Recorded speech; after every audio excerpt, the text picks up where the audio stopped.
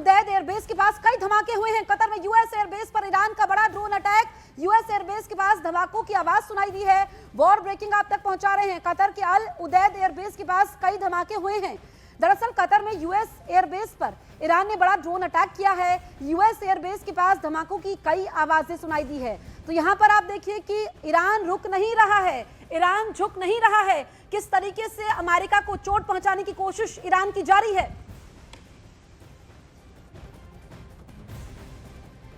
News 18 India के कैमरे में ईरान का इजराइल पर किया गया ताजा क्लस्टर बम अटैक कैद हुआ है। तेल अवीव में लगातार 14वें दिन भी सायरन बजते ही शहर में अफरा तफरी मच गई। लोग तेजी से अपने घर छोड़कर बॉम्ब शेल्टर की ओर भागते दिखे। इसी दौरान आसमान से गिरते क्लस्टर बम न्यूज 18 इंडिया के कैमरे में कैद हो गए। इस दौरान हमारे संवाददाता रिफत अब्दुल्ला ने क्लस्टर बम को जान जोखिम में डालकर अपने कैमरे में कैद किया। यहाँ पे अब शेल्टर ले रहे हैं। ये देख सकते हैं कि लोग बॉम्ब शेल्टर की तरफ आ रहे हैं, क्योंकि लगातार जो है अटैक्स किए जा रहे हैं, मिसाइल अटैक्स किए जा रहे हैं। और तो ये आप देख सकते हैं, ये क्लस्टर बम शायद है न्यूज 18 इंडिया के कैमरा में कैद हो रहा है। और काफी सारे छोटे छोटे बम जो है ये यहाँ पे देखने को मिल रहे हैं। तो दूसरी तरफ से लोग शेल्टर में भाग रहे हैं, देख सकते हैं आप। और एक साथ कई बम जो है वो बन गए एक बम के। तो उसका मतलब है कि जो क्लस्टर बम की बात की जा रही है, हो सकता है ये क्लस्टर बम हो, क्योंकि क्लस्टर बम जो है वो तकरीबन 80 बमों में तब्दील हो जाता है।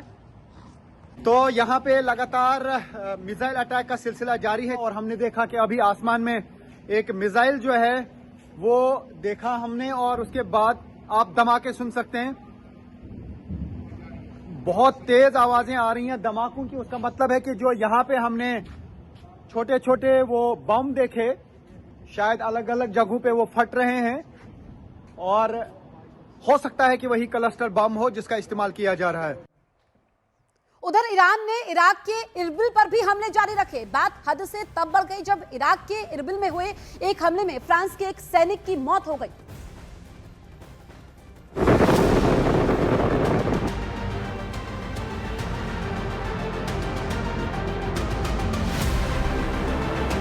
ईरान का जंग का दायरा बढ़ते बढ़ते इराक के इरबिल पहुंचा। नतीजा ये हुआ कि ईरान के हमलों से जली इस आग में फ्रांस के एक सैनिक की मौत हो गई, जो ईरान और अमेरिका की दुश्मनी की आग में घी डाल सकती है। वैसे इरबिल में ईरान ने कुछ दिन पहले भी हमला किया था, लेकिन इस बार टेंशन अलग ही लेवल पर जा सकती है, क्योंकि हमले में एक ऐसे देश के सैनिक की जान चली गई जो सीधा सीधा इस युद्ध का हिस्सा नहीं है। इरबिल में हुए हमले पर फ्रांस के राष्ट्रपति इमैनुअल मैक्रों ने बयान दिया। उन्होंने बताया कि हमले में फ्रांस का एक सैनिक मारा गया। मैक्रों के मुताबिक मृत सैनिक की पहचान वारंट ऑफिसर अर्नो फ्रियोन के रूप में हुई। मैक्रों ने सोशल मीडिया पर लिखा कि फ्रांस इस हमले से बेहद दुखी है। उन्होंने बताया कि इस हमले में फ्रांस के और सैनिक भी घायल हुए हैं। फ्रांस के राष्ट्रपति ने कहा कि फ्रांस के सैनिक 2015 से इराक में ISIS के खिलाफ अभियान का हिस्सा हैं। उन्होंने साफ कहा कि आतंकवाद के खिलाफ चल रहे अभियान के दौरान उनकी सेना पर हमला बर्दाश्त से बाहर है। वो यही नहीं रुके। मैक्रों ने साफ कहा कि युद्ध ऐसे हमलों का बहाना नहीं हो सकता। इससे पहले फ्रांस की सेना ने कहा था कि ड्रोन ने एक बेस पर हमला किया था, जिसमें 6 सैनिक घायल हो गए थे। यानी ईरान के इराक के इरबिल में किए गए हमलों का मामला तूल पकड़ रहा है। वैसे भी ईरान ने इस इलाके पर हमला करके कुर्द समुदाय के लोगों से सीधी दुश्मनी मोल ले ली थी, क्योंकि इरबिल इराक के कुर्दिस्तान प्रांत की राजधानी है। इरबिल कुर्द समुदाय का सांस्कृतिक और राजनीतिक केंद्र है। इरबिल में 93% आबादी कुर्द समुदाय की है, और इसीलिए कहा गया है कि इरबिल पर अटैक सीधा कुर्द समुदाय पर अटैक है। ऐसे में इरबिल में फ्रांस के सैनिक का मारा जाना ईरान के लिए डबल टेंशन की वजह बन सकता है। वो अलग बात है कि ईरान इन बातों के बारे में सोचता नहीं दिख रहा। वो आंख बंद करके पश्चिम एशिया की हर उस जगह पर ड्रोन और मिसाइलें दाग रहा है जहां अमेरिकी सैन्य बेस है। अब इस चक्कर में अमेरिका के सैनिक मरे या फिर फ्रांस के, ईरान को कोई फर्क नहीं पड़ रहा। वो तो बस दे दनादन बम बरसा रहा है।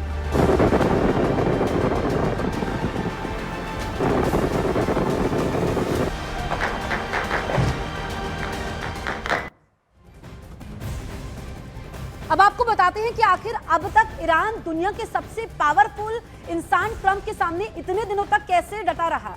दरअसल महंगे इंटरसेप्टर बनाम सस्ते ड्रोन की रणनीति। जी हां, बड़े हमले की जगह लगातार छोटे हमले। स्ट्रेट ऑफ हॉर्मूज को बड़ा हथियार बनाया।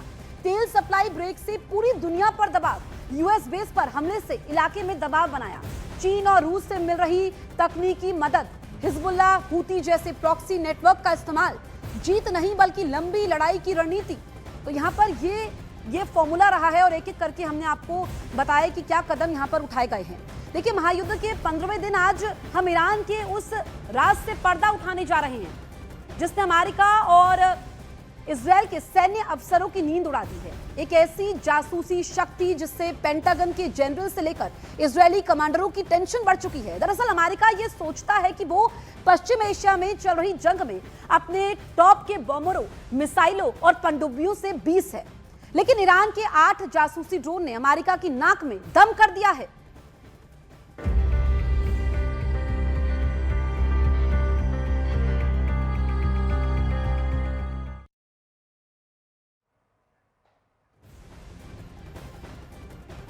एक तरफ अमेरिका सोचता है कि उसकी स्टेल्थ तकनीक सबसे ऊपर है, लेकिन ईरान के आसमानी जासूसों ने अमेरिका के हर सैन्य ठिकाने का नक्शा तैयार कर लिया है। पश्चिम एशिया में अमेरिका के हर ठिकाने पर ईरान के ड्रोन साए की तरह पहरेदारी कर रहे हैं। तो आप देखिए कि महायुद्ध के 15वें दिन आज हम ईरान के उस राज से पर्दा उठाने जा रहे हैं जिसने अमेरिका और इजरायल के सैन्य अफसरों की नींद उड़ा दी है। एक ऐसी जासूसी शक्ति जिससे पेंटागन के जनरल से लेकर इजरायली कमांडरों की टेंशन बढ़ी है। दरअसल अमेरिका ये सोचता है कि वो पश्चिम एशिया में चल रही जंग में अपने टॉप के बॉम्बरों, मिसाइलों और पनडुब्बियों से 20 है, लेकिन ईरान के 8 जासूसी ड्रोन ने अमेरिका की नाक में दम कर दिया है। आपको बताएं कि ईरान के ये वो 8 ड्रोन हैं जो अमेरिका और इजरायल के रडार को चकमा देने में सक्षम बताए जा रहे हैं। खामेनेई के इन आसमानी जासूसों ने फारस की खाड़ी से लेकर अमेरिका के सैन्य अड्डों तक यानी हर गुप्त ठिकानों की टोह लेते हैं। दावे के मुताबिक ये जासूसी ड्रोन अमेरिका की हर गतिविधि की जानकारी ये इस्लामिक रिवॉल्यूशनरी गार्ड कॉर्प्स के हेड ऑफिस तक भेजते हैं। दावे के मुताबिक मुश्तबा खामेनेई के ये अदृश्य शिकारी बिना गोली चलाए अमेरिका के अरबों डॉलर के रडार और मिसाइल डिफेंस को बेकार साबित कर रहे हैं। जानकारी के मुताबिक ईरान के ये जासूसी ड्रोन कौड़ियों के भाव बनते हैं और अमेरिका इन्हें गिराने के लिए अपनी लाखों डॉलर की मिसाइलें खर्च कर रहा है। तो एक तरफ अमेरिका सोचता है कि उसकी स्टेल्थ टेक्निक सबसे ऊपर है, लेकिन ईरान के आसमानी जासूसों ने अमेरिका के हर सैन्य ठिकाने का नक्शा तैयार कर लिया है। पश्चिम एशिया में अमेरिका के हर ठिकाने पर ईरान के ड्रोन साए की तरह पहरेदारी कर रहे हैं।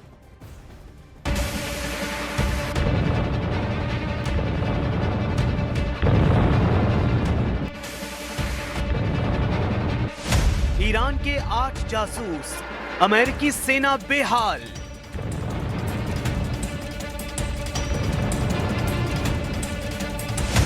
ईरान के जासूसी ड्रोन, अमेरिका का हर सैन्य अड्डा बेनकाब।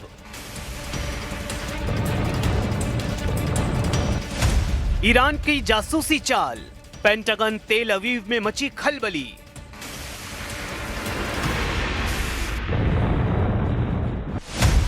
ईरान की सेना के पास मौजूद ये ड्रोन सिर्फ एक हथियार नहीं, बल्कि मुस्तबा खामेनेई के वो इलेक्ट्रॉनिक सिपाही हैं जो अमेरिका की हर चाल को मात देने का मादा रखते हैं।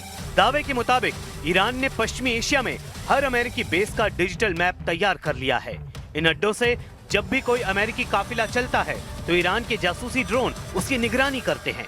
वो कहां से जा रहा है, किस तरह जा रहा है। ईरान का अबाबील 3 ड्रोन अमेरिका के सैन्य काफिले की पल पल की रिपोर्ट IRGC के हेडक्वार्टर में पहुंचाता है। यही नहीं, दावे के मुताबिक जब भी कोई अमेरिकी जहाज समंदर में हिलता है तो ईरान का होमा उसका डेटा नीचे भेज चुका होता है। जंग में ईरान की रणनीति साफ है, पहले जासूसी से दुश्मन के हर प्लान को पता करना, फिर एक सटीक मिसाइल हमले में उसे खाक में मिला देना।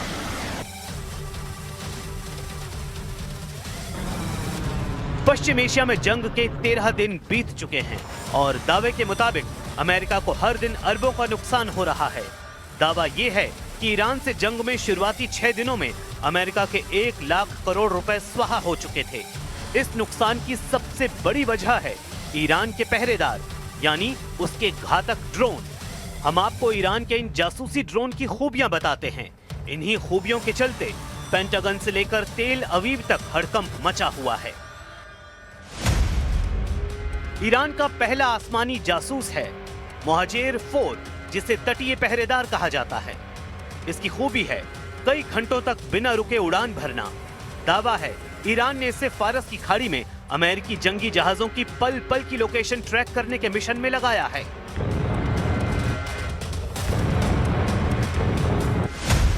ईरान का दूसरा आसमानी जासूस है यासिर। इसे अदृश्य शिकारी कहा जाता है। इस ड्रोन की खूबी है रडार की पकड़ से बाहर रहना और ये हाथ से लॉन्च होता है। दावे के मुताबिक ईरान ने इसे अमेरिकी बेस की बाउंड्री वॉल के ऊपर मंडराने और सुरक्षा कमियों के ढूंढने के काम में लगा दिया है।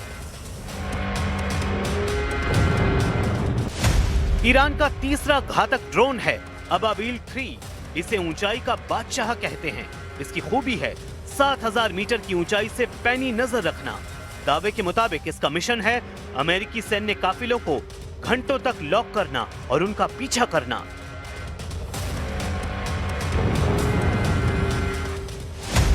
ईरान का चौथा ब्रह्मास्त्र है पेलिकन 2, जिसे समुद्री बाज कहते हैं। इसकी खासियत है ये वर्टिकल टेक ऑफ यानी सीधे उड़ान भरता है। ये जहाज से लॉन्च होता है। दावा है इसका मिशन अमेरिकी एयरक्राफ्ट कैरियर के विमान उड़ाने के समय की सटीक जानकारी जुटाना है।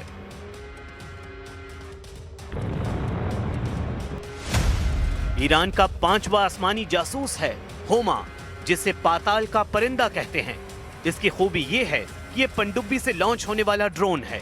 दावे के मुताबिक इसका मिशन है समंदर के नीचे से निकलकर दुश्मन की लोकेशन को सीधे टॉर्पीडो ट्यूब को भेजना है। ईरान का छठा आसमानी जासूस है कमान 12, जिसे पहाड़ों का पहरेदार कहते हैं। इसकी खूबी है छोटा, शांत और 100 किलोमीटर की रेंज। दावा है इसका मिशन है हर पहाड़ की चोटी को ईरान की निगरानी चौकी में बदल देना। अब आपको ईरान के 7वें जासूस के बारे में बताते हैं। इसका नाम है फोत्रोस। इसे 30 घंटे का साया कहते हैं। लगातार 30 घंटे तक हवा में रहने की क्षमता ही इसकी सबसे बड़ी खूबी है। दावे के मुताबिक इसका मिशन है दुश्मन देश की गहराई में घुसकर खुफिया जानकारी भेजना।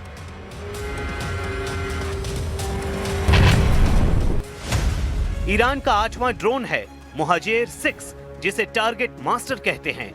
ये इलेक्ट्रो ऑप्टिकल और सिग्नल इंटेलिजेंस से लैस है। दावा है कि ईरान ने इसे टारगेट को पहचानने और उसे खत्म करने में लगाया है।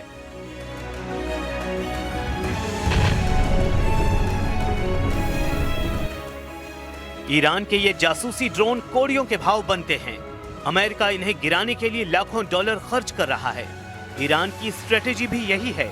वो घातक ड्रोन से अमेरिका और इजराइल को इतना थका रहा है कि उसकी बड़ी बड़ी मिसाइलें खत्म होती जा रही हैं। 28 फरवरी से चल रही ये जंग ये साबित कर रही है कि ये सिर्फ बैलिस्टिक मिसाइलों और वॉरशिप से नहीं, बल्कि सटीक जानकारी देने वाले ड्रोन से भी सामने वाले को पस्त किया जा सकता है। दावा है ईरान के इन 8 आसमानी जासूसों ने अमेरिका इजराइल की हर गुप्त रणनीति को बेनकाब करने की पूरी कोशिश की है। अब अमेरिका और इजराइल को ईरान के इन गुप्त जासूसों से अपनी सेना और सैन्य अड्डों को बचाना ही पहली प्राथमिकता है।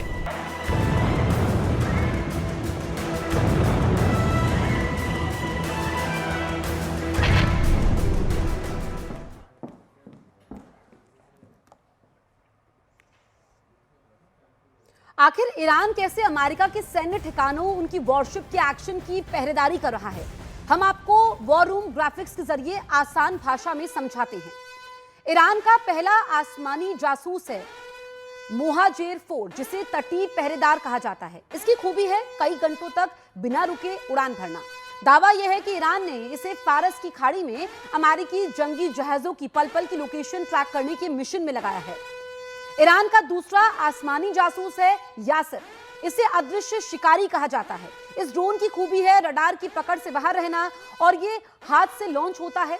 दावे के मुताबिक ईरान ने इसे अमेरिकी बेस की बाउंड्री वॉल के ऊपर मंडराने और सुरक्षा की कमियों के ढूंढने के काम में लगा दिया है। ईरान का तीसरा घातक ड्रोन है अबाबील 3। इसे ऊंचाई का बादशाह कहते हैं। इसकी खूबी यह है कि 7000 मीटर की ऊंचाई से पैनी नजर रखना। दावे के मुताबिक इसका मिशन है अमेरिकी सैन्य काफिलों को घंटों तक लॉक करना और उनका पीछा करना। ईरान का चौथा ब्रह्मास्त्र है पेलिकन 2, जिसे समुद्री बाज कहते हैं। इसकी खासियत यह है कि यह वर्टिकल टेक ऑफ यानी सीधे उड़ान भरता है। यह जहाज से लॉन्च होता है। दावा यह है कि इसका मिशन अमेरिकी एयरक्राफ्ट कैरियर के विमान उड़ाने के समय की सटीक जानकारी जुटाना है। ईरान का पांचवा आसमानी जासूस है होमा, जिसे पाताल का परिंदा कहते हैं। इसकी खूबी यह है कि यह पनडुब्बी से लॉन्च होने वाला ड्रोन है। दावे के मुताबिक इसका मिशन है समंदर के नीचे से निकलकर दुश्मन की लोकेशन को सीधे टॉर्पीडो ट्यूब को भेजना। ईरान का छठा आसमानी जासूस है कमान 12, जिसे पहाड़ों का पहरेदार कहते हैं। इसकी खूबी है छोटा, शांत और 100 किलोमीटर की रेंज। दावा यह है कि इसका मिशन है हर पहाड़ की चोटी को ईरान की निगरानी चौकी में बदल देना। अब आपको ईरान के 7वें जासूस के बारे में हम बताते हैं। इसका नाम है फोत्रोस। इसे 30 घंटे का साया कहते हैं। लगातार 30 घंटे तक हवा में रहने की क्षमता ही इसकी सबसे बड़ी खूबी है। दावे के मुताबिक इसका मिशन है दुश्मन देश की गहराई में घुसकर खुफिया जानकारी भेजना। ईरान का 8वां ड्रोन है मोहाजेर 6, जिसे टारगेट मास्टर कहते हैं। यह इलेक्ट्रो ऑप्टिकल और सिग्नल्स इंटेलिजेंस से लैस है। दावा यह है कि ईरान ने इसे टारगेट को पहचानने और उसे खत्म करने में लगाया है।